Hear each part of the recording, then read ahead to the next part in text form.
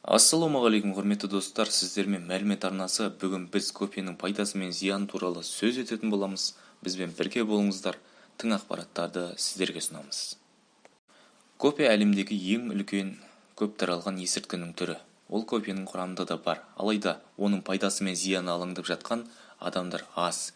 Жалпы кофенің пайдасына келетін болсақ, бірінші пайдасы серіктеді, жұмысты өнімділігін арттырады. Ол кофеиннің ағзаға әсер етуіне байланысты.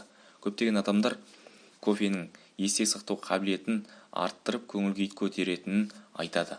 Сонымен бірге кофе ағзадағы метаболизм процесін жылдамдатады. Мысалы, кофе арық адамның бойындағы 29% майды ыдыратады екен, ал толық адамдарда 10%. Осы ыдыраған май жасушаларының ағзаға қосымша энергия көзі ретінде пайдаланады. Жаттығудан кейін бұлшықет ауруын басады. Зерттеушілер жаттығудан кейін 2 шынаяқ кофе ішуге кеңес береді. Олар өздері жасаған тәжірибеде жаттығудан келген адамдардың жартысынан кофе ішкізген.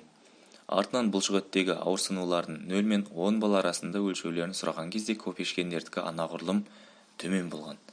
Үшінші пайдасы күйзелістен құтқарады. Кофе ағзаның қозғалыс, есте сақтау және де ойлау қабілеттеріне жауап беретін дофамин гормонын белсенді бөлдіреді. Бұл гормон рахаттану кезінде де көп бөлінеді екен. Сондықтан ғалымдар кофе күйзелістен құтқаруға көмектеседі деп отыр. Төртінші пайдасы, Сингапур ғалымдары күн сайын 2 немесе одан да көп шынаяқ кофе ішу бауырдың циррозға, қатерлі ісікке шалдығуының алдын алатынын айтады.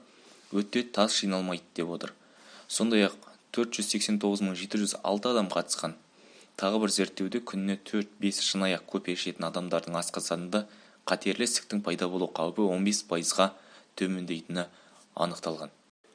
Бесінші пайдасы Альцгеймер, диабет, Паркинсон ауруларының алдын алады. 457.922 адам қатысқан. 18 зерттеудің нәтижесінде әрбір шынаяқ кофенің диабетке шалдығу қаупін 7%-ға төмендететіні дәлелденді. Себебі кофе глобулин гормонына әсер етеді. Ол өз кезегінде диабеттің дамуында айтарлықтай рөл ойнайтын тестостерон мен эстрогеннің қызметіне жауап береді. Ал Альцгеймер ауруы 65 жасқа асқан адамдарда болады. Оның белгілері ұмытшақтық, ойлау қабілетінен айырылу. Бұл ауруға қарсы дәрі әлі шыққан жоқ, алайда алдын алуға болады. Ол үшін дұрыс тамақтанып, үнемі физикалық және рухани жаттығулар жасап, кофе ішіп тұру керек. Паркинсон ауруы да сондай.